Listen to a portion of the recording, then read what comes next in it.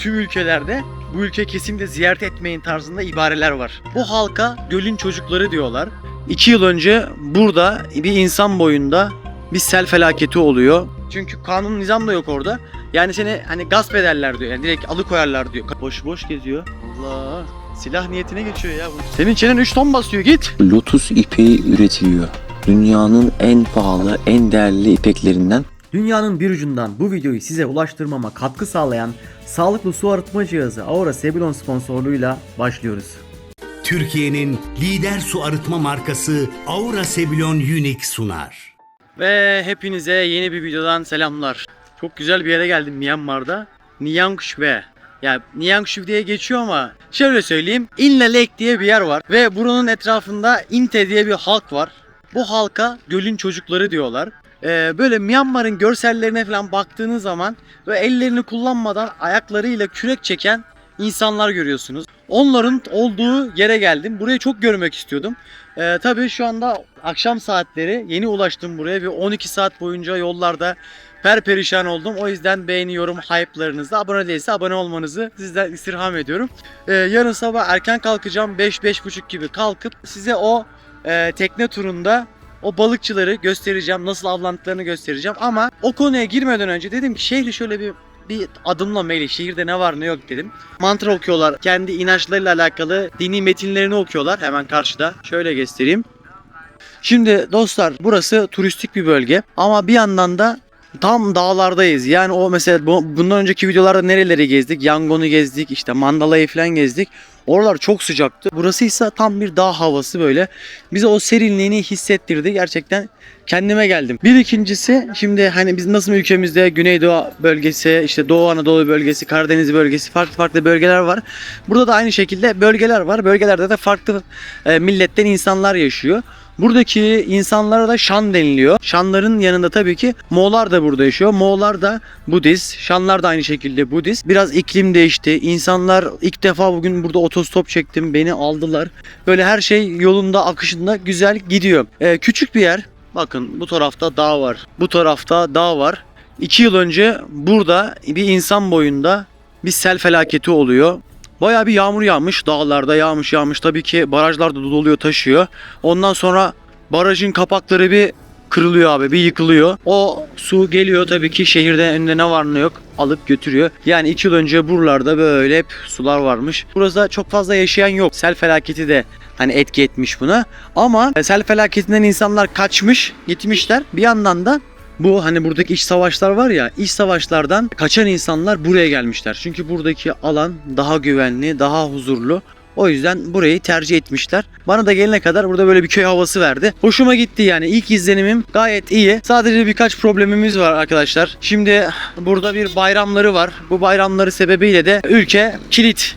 Yarın sabah buradan Yangon'a dönmek için son şansım. Ayın 15'inde uçağım var. Eğer onu kaçırırsam işim yaş. Yani o kadar ücret ödedim ve nasıl gideceğim hakkında hiçbir fikrim yok. Bugün şimdi hem dolaşayım dedim hem de belki bilet kesen birisi varsa bilet soracağım. Burada ulaşım hiç kolay değil. Yoruyor. Özellikle otobüs bulmak falan dert. Genelde hep hostellerde ayarlıyordum. Şimdi hostele gittim. O da dedi ki yarın gittin gidemedin. Ayın 18'ine kadar buradasın. En kötü ihtimalle otostopla devam. Ama baya da mesafe var. Dağları falan aşmam lazım. Yollar bölünüyor falan. Ya bir de Myanmar'dasın abi. Yani burada her ne kadar şu anlık böyle çok hissetmeseniz de iç savaş var. Belli bölgelere gidemedim yani. Arkadaş dedi ki hani o bölgelere falan yaklaşabildin mi iç savaşın oldu? Yok, yaklaşamadım. Çünkü kanun nizam da yok orada. Yani seni hani gasp ederler diyor. Yani direkt alıkoyarlar diyor. Kaçırırlar diyor. Bir şey yok ki. Adam için her şey mübah artık. Para gelsin de veyahut da para edecek bir şey gelsin de nasıl gelirse gelsin modunda bazı bölümler. Bir de burada kim vurduya gidersin. Çünkü o kadar çok millet var ki. Oğlum o ne lan? Pitbull başıboş geziyor. Allah. Abi bu silah niyetine geçiyor ya buna siz. Heh. Sakin olun. Oğlum. Heh. Aman. Oğlum hayır. Aman abicim. Aman. Oğlum hayır. Hayır. Hiç oğlum eşek gibisin. Baksana kendi haline bak. Hiç oynayacak gibi bir şeyin yok ya. Hani nasıl oynayalım biz? Hayır. Oğlum senin çenen 3 ton basıyor, git. Abi siz bunu niye tasmasız böyle başıboş bırakıyorsunuz ya? Ulan bana bir heyecan yaşattı. Hello my friend. Vallahi heyecan yaşattı bana ha. Vay. Adamlar saldığı köpeğe bak ya. Arkadaş şaka değil. Geldim sordum buraya. 11'inden 18'ine kadar iptal. Bilmiyorum ya, işimiz iş var ya. Abi burada otostop çekmek ölüm. Önce otostopu açıklıyorsunuz. Ondan sonra taksi olmadığını söylüyorsunuz filan. Hani paylaşımlı taksiye de razıyım da zaman kısıtlı ya. Ne yapacağız bilmiyoruz abi. Ablalarımız akşam pazarını şöyle hele açmışlar. Sağ salim şu ülkeden bir çıksam kolay bir şekilde. Para da hızlı bir şekilde eriyor. Para çekmek de sıkıntı. Bu süre zarfında bankalar da çalışmaz. Muhtemelen bankamatikler de çalışmaz. Ben şöyle biraz şehri anlamaya çalışıyorum. Myanmar'da hoşuma giden yerler böyle hep şehri planlarken ızgara gibi planlamışlar. Yani düzenli. Bir defa aklına yazdın mı her yere her şekilde gidebilirsin. Küçük kendi halinde şeker bir şehir ya burası. Göl mü desen yok. Bir akar gibi. Arkadaşlar oltaları atmışlar. Rastgele diyelim. Herkes rızkının peşinde. Evet. Biraz yavaş yavaş artık kafamızda oturmaya başlar diye düşünüyorum. Burada böyle bir selamünaleyküm. Yem. Diğer tarafta da arkadaşlar sanırım ağ falan atıyorlar. Ama daha hiç balık tutan göremedik. Acaba burada tutup burada da hemen yapıyorlar mı? Lan sen de mi balık tutacaksın? Oo, bunlar tutmuş zaten ya.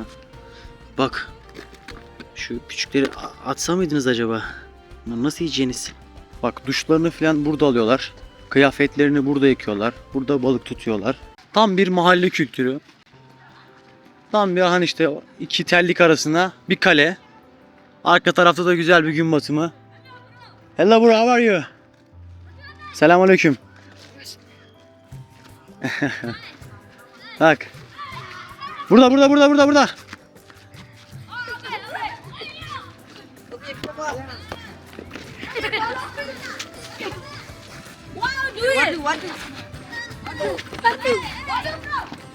Aa!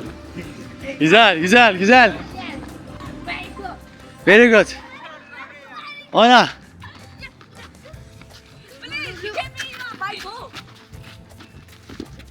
Burada. Çok hızlı vurdun adamım. What is your name? What's your name? Demega. Demega.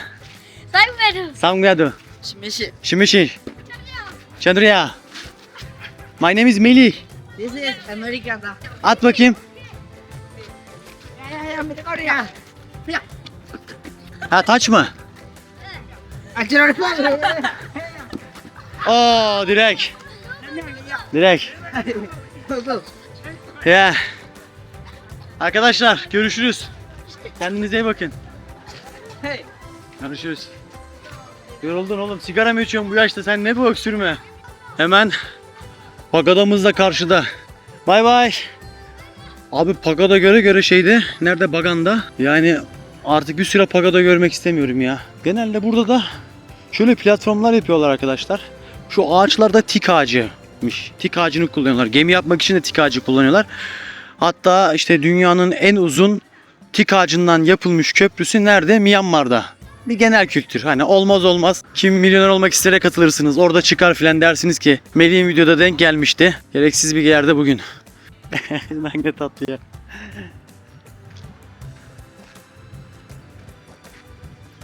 Evler hoşuma gitti. Mustakil. Bazısı ahşaptan. Çocuklar böyle güven içerisinde oynuyor. Yalnız bu suyun böyle çok akarı yok gibi ya. Hani çok temiz görünmedi. Hem balığı buradan yiyorlar hem de yıkanıyorlar. Her şeyi yapıyorlar ya. Bir de gider geliyormuş gibi hissettim. İşte artık alışmıştır ya bünye. Aynen. Bak demin bu yoldan geldim arkadaşlar. Yakınlaştırabiliyoruz mu şuradan? Yakınlaştırayım size. Böyle iki tarafı ağaçlıklı. Güzel, hoş. İnsanların etrafındaki gölde böyle kayakla açılabildiği bir yer. Benim gayet hoşuma gitti. Dedim ki hatta güzel, hemen böyle bir atmosferi değiştirdi. Şehre girerken beni alan arkadaşa dedim ki abi dedim ben burayı sevdim ya. Tabii ki bu da arkadaşının da etkisi çok fazla. O da sağ olsun bayağı yardımcı oldu. Bir de çok fazla genç nüfus gördüm. Onlar da eğlencesinde. Bak köprünün üzerine oturmuşlar. Nereye çekiyorum? Editör yine sövecek bana. Diyecek ki abi nereye çektin? Gözünü seveyim.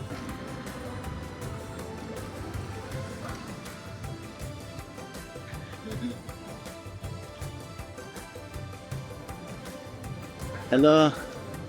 Agalarım da burada içiyor. Demek ki burası pizcilerin mekanı. He? Şöyle bir göl kenarında içmek. Biraz yürüyeceğim şöyle. Biraz kendime geleceğim. 12 saatlik otobüs yolculuğunun biraz yorgunluğunu yürüyerek atmak istiyorum. Yani güzel aktiviteler de varmış. Hello my friend.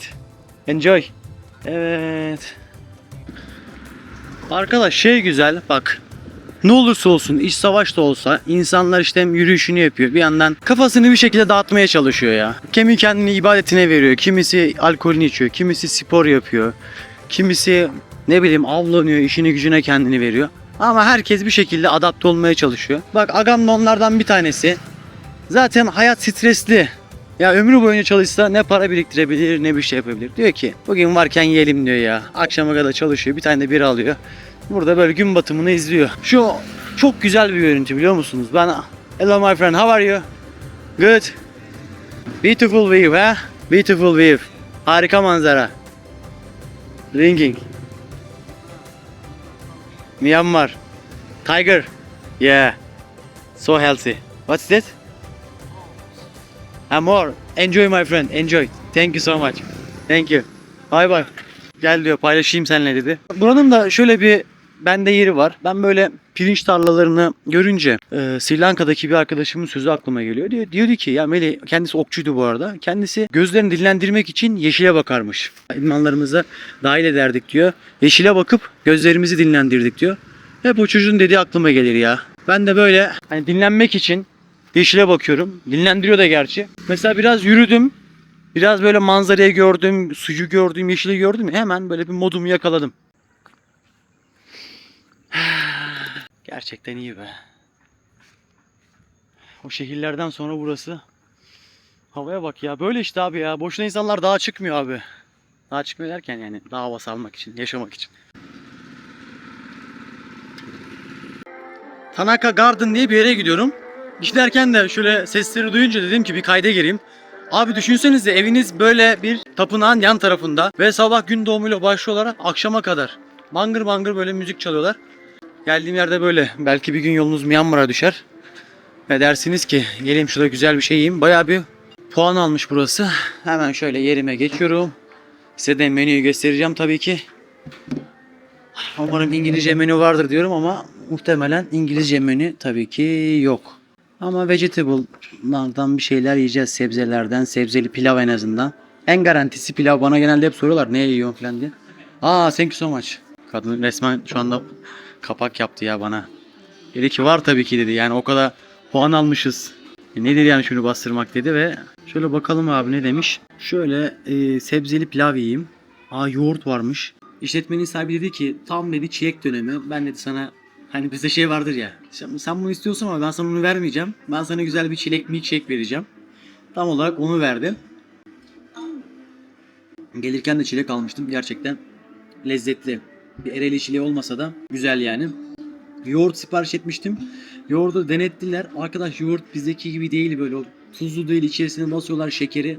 Tatlı bir yoğurt. O yüzden onu tercih etmedim. Onun yerine dedim ki bana sen bir milkshake ver abi.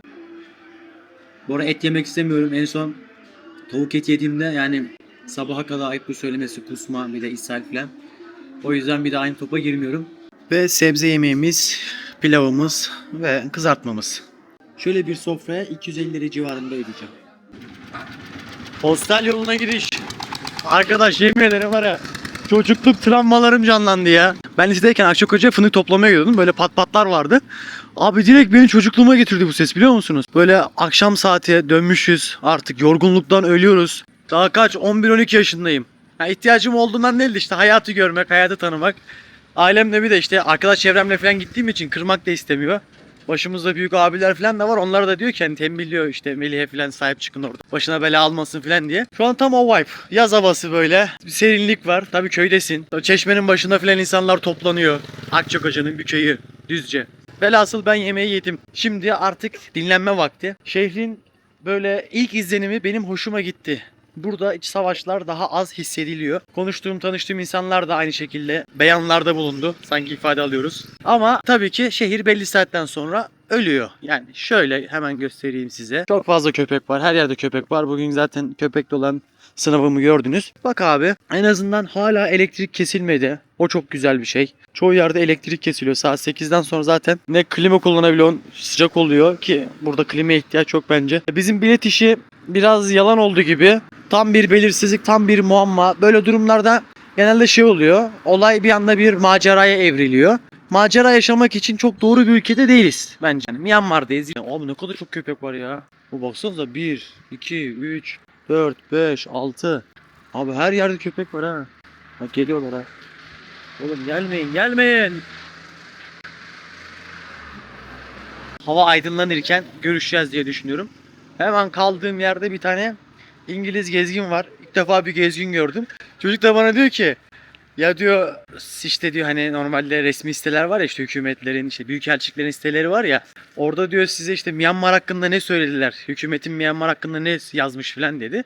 Ne demek istediğini anladım yani, hani tüm ülkelerde bu ülke kesinlikle ziyaret etmeyin tarzında ibareler var. Büyükelçilikler falan özellikle uyarıyor kendi resmi internet sitelerinde. Dedim gitmeyin dediler, dedim yani gitmeyin yazıyorlar falan dedim. Güldü. Sonra şey yaptı böyle, hani yüzünde bir tebessüm oluştu. Hani aynı kafadayız dedi. Eyvallah dedim.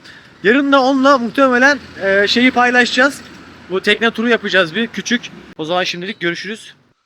Ve good morning. Good and you? Just sleepy.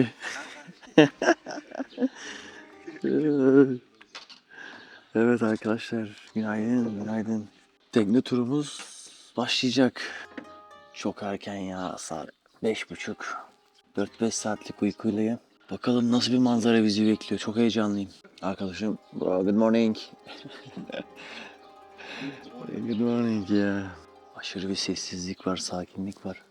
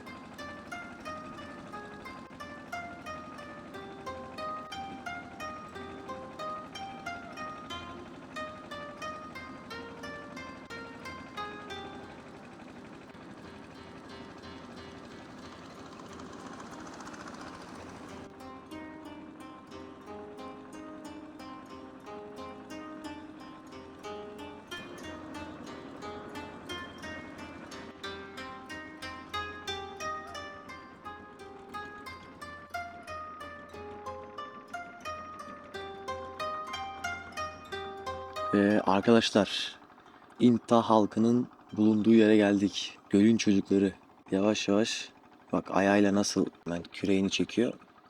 Bunun bir sebebi var tabii ki. Eğer otururlarsa sazlıklara girdiği zaman etrafı göremiyorlar. Ama ellerinin de boş olması gerekiyor. Onun için de ne yapıyorlar? Ayaklarıyla kürek çekiyorlar.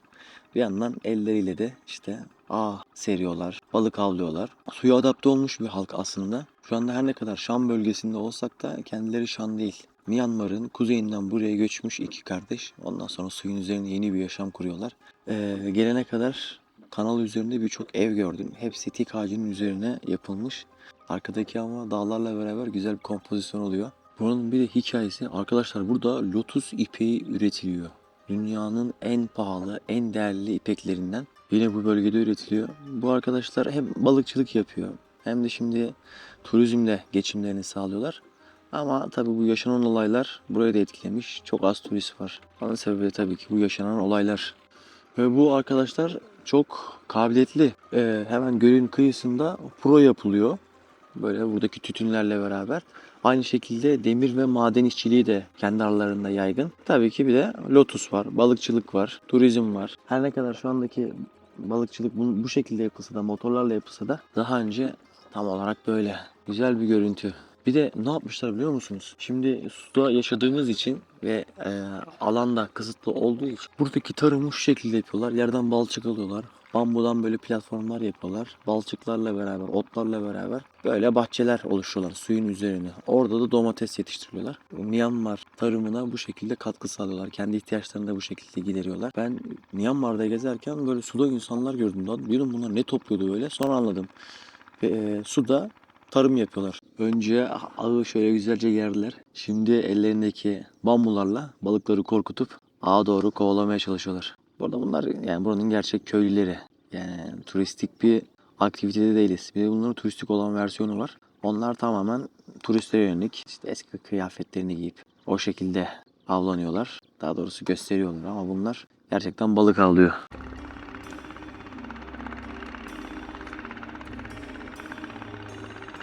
Burada da daha farklı bir şekilde avlanıyorlar. Ellerinde yem var.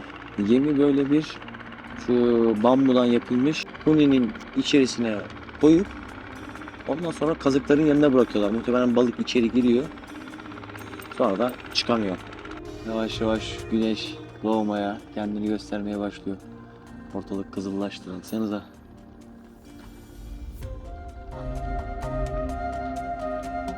Şurası masal gibi oldu ya.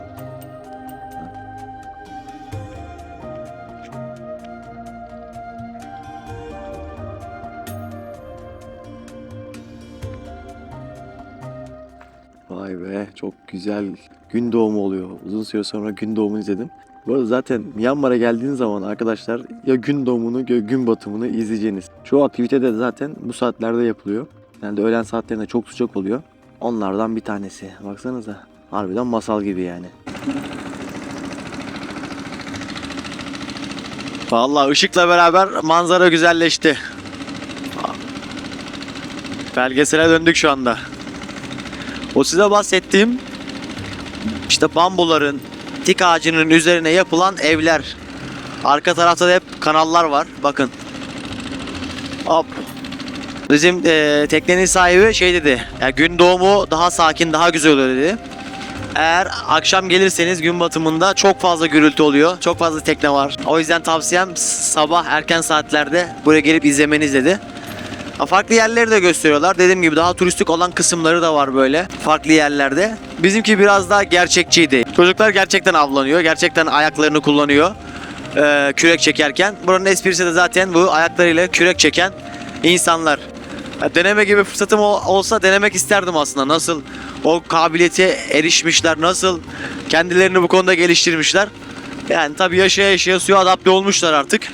Daha önce biliyorsunuz Bacao kabilesini ziyaret etmiştim. Yine Mokenlerle kalmıştım. Bu halklar da suya adapte olmuş halklar. Onlar da okyanusta yaşıyor. İntalarsa daha çok göle adapte olmuşlar. Evlerini gölün üzerine yapmışlar. Onlar işte markete, eve, komşuya bilmem nereye giderken genelde tekneleriyle gidiyor. Tabii onlar bu intra halkı gibi suyun üzerinde tarım yapmıyorlardı. Bu halk suyun üzerinde tarım yapıyorlar. Bu da onları tabii ki diğerlerinden ayırıyor.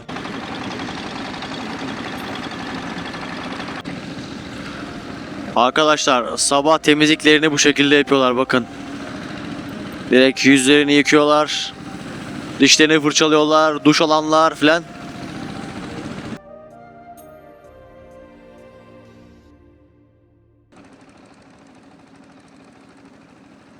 Türkiye'nin lider su arıtma markası Aura Sebilon Unique sundu.